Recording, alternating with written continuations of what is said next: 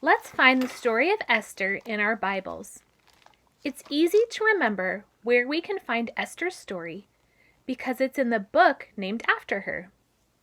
Esther is an Old Testament book of history.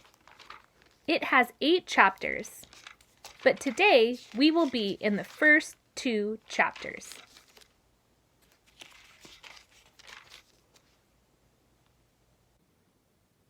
King Xerxes gave a party for his officials and helpers.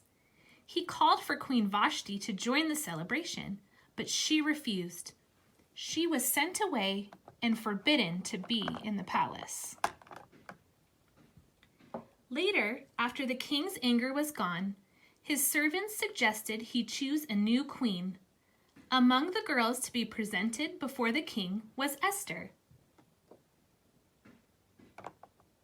a beautiful Jewish girl. Esther was cared for by her older cousin Mordecai because she did not have a father or mother, for they had died.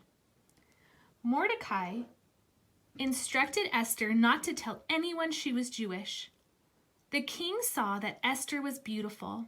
He loved her more than any of the other women and made her queen. One day, Mordecai, while sitting at the king's gate, heard that 2 guards were planning to kill the king. He told this news to Queen Esther, who told the king. Mordecai saved the king's life. Now the king was attracted to Esther more than to any of the other women, and she won his favor and approval more than any of the other virgins. So he set a royal crown on her head and made her queen instead of Vashti. And the king gave a great banquet, Esther's banquet, for all his nobles and officials. He proclaimed a holiday throughout the provinces and distributed gifts with royal liberality.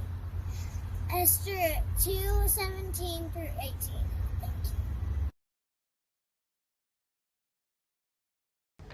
God had a plan for Esther. Even though she was in the middle of the plan when she became queen, she still did not know how big God's purpose was for her. But one day she would.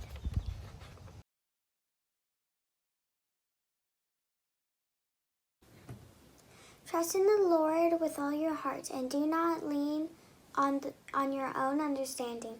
In all your ways acknowledge him, and he will make your path straight. Proverbs 3:5-6.